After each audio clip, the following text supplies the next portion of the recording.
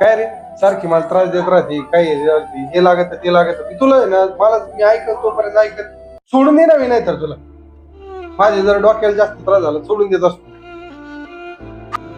काय रे सोडून देईन नुसतं लावलं दे सोडून सुनबाई त्याला.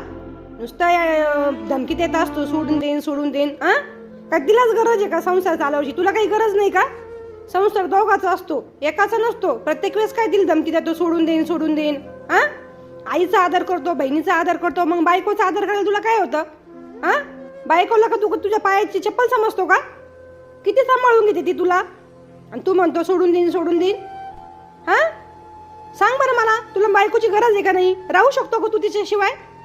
आई, मी तुझा मुलगा असून तू माझी बाजू घेण्याऐवजी तू तुझ्या सोन्याची बाजू घेऊन राहिली. तू माझी बाजू घेते कारण की मी पण एक स्त्री आहे आणि मी पण समजू शकते तिचं मन. जर आपला मुलगा चुकीचा वागत असेल तर आपण त्याला मार्ग दाखवला पाहिजे ना चांगला. तुम्ही नवरे काय, तुम्ही पुरुष काय करतात? सगळ्या दुसरं करणं करतात. तसं बाई करू शकत नाही ना. कितीतरी बायका अशा आहेत त्यांनी एकटीने आपल्या मुलाला राजी संसार केला. लहानपणी मुलाला आई लागते एका बाईच्या रूपामध्ये आणि लग्न झाल्यावर बायको लागते. तुम्ही राहू शकता का आमच्याशिवाय? राहू शकत नाही आणि बायकोशिवाय पण राहू शकत नाही ना. मग आईला सारखी धमकी देतो, कुठून जाय कुठली क्लास अजून बाई राहून घ्या.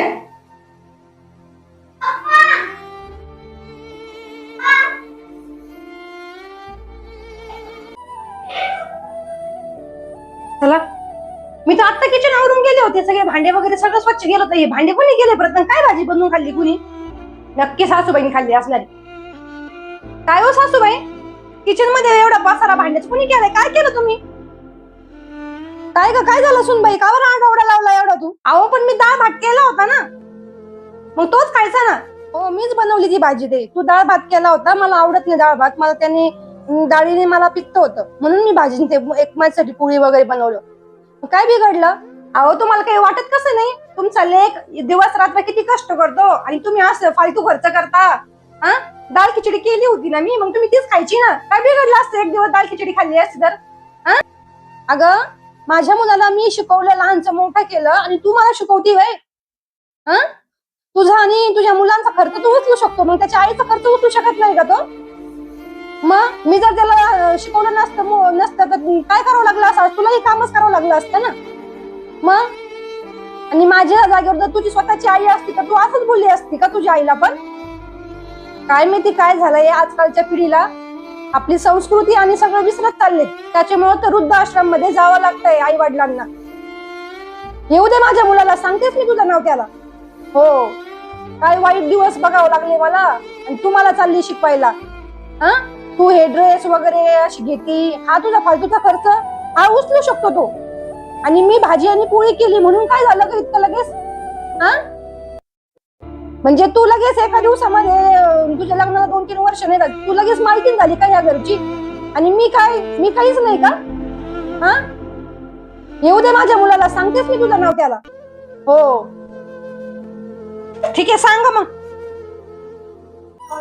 चला माझं आवरून झालंय आता सगळं मस्तपैकी. ते मला नेहमी म्हणतात ना व्यवस्थित आवरत नाही काही नाही, आज मी छान आवरले. खुश होतील ते कधी येतात काय माहिती. सगळं आवरून झालंय माझं.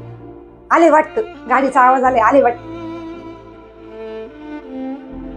कुठे गेली गाडी? 5 वाजले, होळी पेटवायचा टाइम झाला, 5:15 झाले. कुठे गेली रे तुपली मम्मी? राणी, अरे हे काय? अरे आज होळी आहे, हे कपड्याचं गंज इथं यावरला नाही.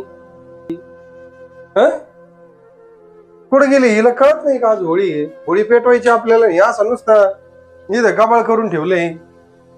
राणी काय हो आवरले माझं बघा. तू स्वतःच आवरत बसली का? आणि तिथं त्या पॉटवर किती कपडे पडलेले तसेच. अहो माझं ऐकून तर घ्या 2 मिनिटं. काय 2 मिनिटं ऐकून घेऊ? तुला कळत नाही का आज होळी आहे? 5:30 वाजत आले, आपल्याला होळी पेटवायचा टाइम झाला आता. माझं ऐकून तर घ्या. काय ऐकून घेऊ? दरवेळेस तोच ऐकत आलोय ना. टाइम लिमिट काही असतं की नाही माणसाला?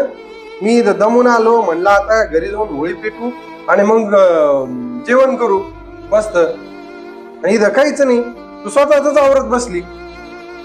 अहो माझं ऐकून तर घ्या 2 मिनिटं. काय ऐकून घेऊ? माझं सगळं आवरून झालेलं आहे, स्वयंपाक झालेला आहे, सगळं झालेलं आहे आणि ती कपडे मी आता काढून आणले त्याच्या घड्या घालायचे तेवढंच बाकी आहे फक्त. तुम्ही दरवेळेस म्हणत असता ना तू आवरत नाही म्हणून मी आवरलास. तुम्ही मला असंच करता. बर जाऊ दे रडू नको. होळी आहे आज, मला माफ कर आणि आपण आता काय करू, होळी पेटवून घेऊ. ओके? तुम्ही समजून नाही घेत कधीच मला. आता तू समजायसारखं वागतच नाही मग त्यामुळे मी कसं काय समजून अहो, घेऊ? माझा स्वयंपाक पण झालाय सगळा. ठीक आहे चल आता आवर पटकन, आपण होळी पेटवून घेऊ.